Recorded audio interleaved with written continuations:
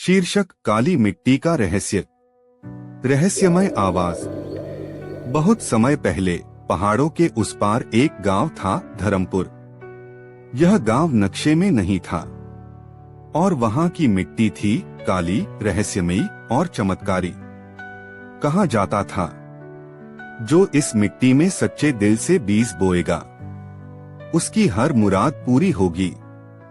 पर कई वर्षों से वो जमीन सूखी पड़ी थी, क्योंकि वहां जाने की मनाही थी, डर के कारण।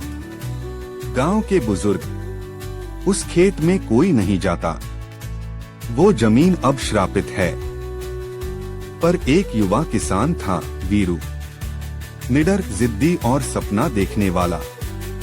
वीरू, अगर वो मिट्टी सच में जादुई है तो मैं उसे फिर से जिंदा करूंगा, चाहे इसके लिए मुझे राक्षसी बारिश, आग की नदियां और जादुई नागों से लड़ना पड़े।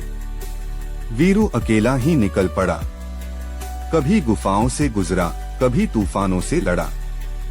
एक रात उसे मिला एक बूढ़ा साधु। साधु, मिट्टी तब तक फल नहीं देगी जब तक तुम अपने स्वार्थ को नहीं छोड़ते। बीज बो, लेकिन दूसरों के लिए। वीरू ने खेत में बीज बोए, लेकिन अपने लिए नहीं। उसने उन फसलों का सपना देखा जो पूरे गांव को खाना देंगी।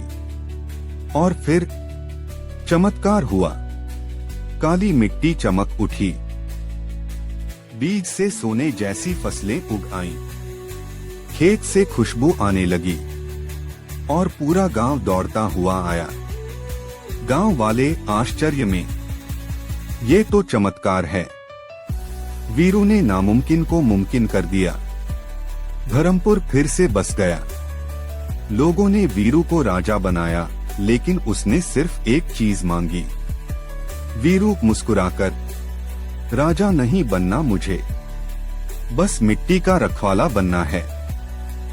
सीख, जब कोई किसान अपने खेत को स्वार्थ नहीं, सेवा से सींचता है, तो वो जमीन भी जादू कर देती है।